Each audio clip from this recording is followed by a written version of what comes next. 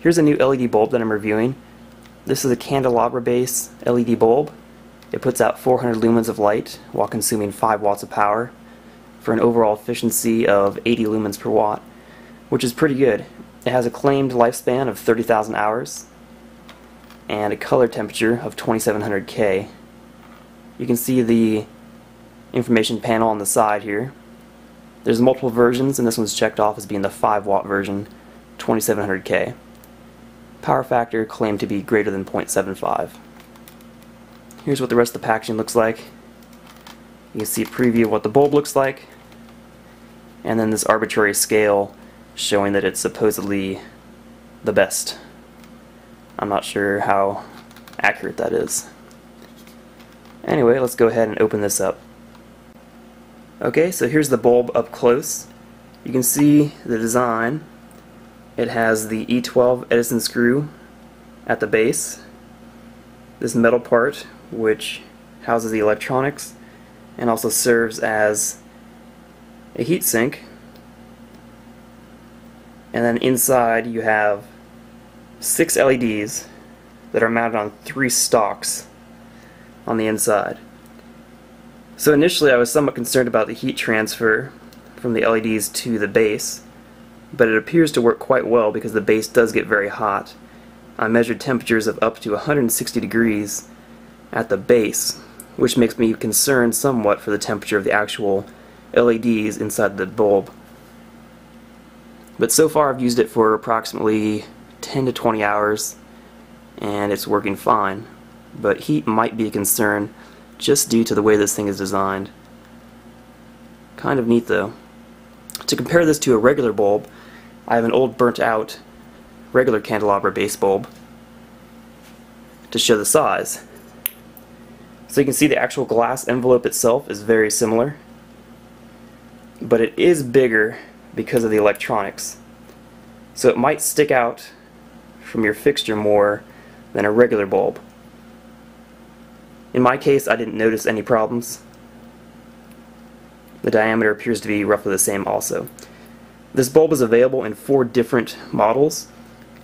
It comes with gold or silver color. Also it comes with this round tip or with a flame tip. Here's the bulb in my closet. It's lit up at full brightness. You can tell that I haven't adjusted the white balance on my camera due to the reddish hue of the video. However, the bulb to the eye looks quite appealing. Since I use it in my closet, it makes all the clothing appear more colorful than other LED bulbs that I've tried out. I don't know if that's just an illusion or if it's actually true, but I get the feeling that it looks much more like an incandescent color temperature and color rendition than most LEDs I've tried. I think it comes closest to the Philips L Prize bulb in terms of color rendering. That bulb's rated at a CRI of 92. This one's rated at a CRI of 80. I've attempted to adjust the color balance a little bit to make it look more like what you would see with your eyes. Of course, the camera's never going to capture exactly what you'll see with your eyes, but just based on my subjective experience with this bulb, the color rendition and color temperature is very similar to that of an old-fashioned incandescent bulb. So the colors are much more vibrant than you would get with fluorescent especially, or some lower quality LED bulbs. But I was very surprised with that. So this bulb only puts out 40 watts equivalent light, which is a little bit on the dim side, but it is fine for smaller spaces or if you have a large chandelier with multiple light fixtures. So this would be good for a chandelier perhaps, and it's very inconspicuous. It really doesn't look too out of the normal, the only difference being it is a little bit longer, more of a stand-up height than a typical candelabra bulb, which that could be easily fixed if the manufacturer were to change to a shorter glass envelope around it, which would potentially change the look of it, but they could also make it shorter easily so it wouldn't protrude from the fixture. As far as the light distribution goes, you can sort of see a pattern around the base of the bulb where there are shadows and bright areas. So there's no diffuser whatsoever, you just have the bare exposed LED dyes, similar to the Switch 60 that I reviewed with the exposed LEDs. You will get bright and dark patterns, shadows and highlights because of that.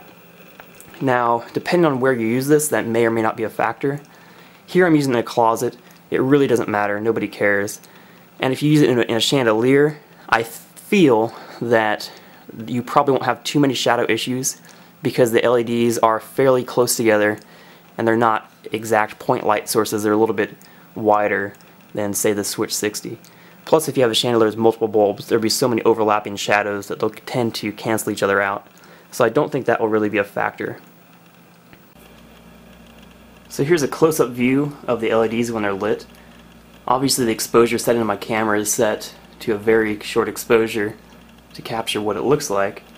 But you can see there are 6 independent LEDs that are attached to 3 stalks that are then heat sunk to the base. If I increase the exposure, you can start to see what that looks like. So you have just these 3 stalks with LEDs on each side that deliver the power to the LEDs and also heat sink it to the base. I have to imagine the temperatures are pretty high at the LEDs, considering the temperature at the base has been measured at up to 160 degrees. But do remember that the glass envelope around the bulb does not get hot at all, so you can take this thing out without worrying about burning your hand.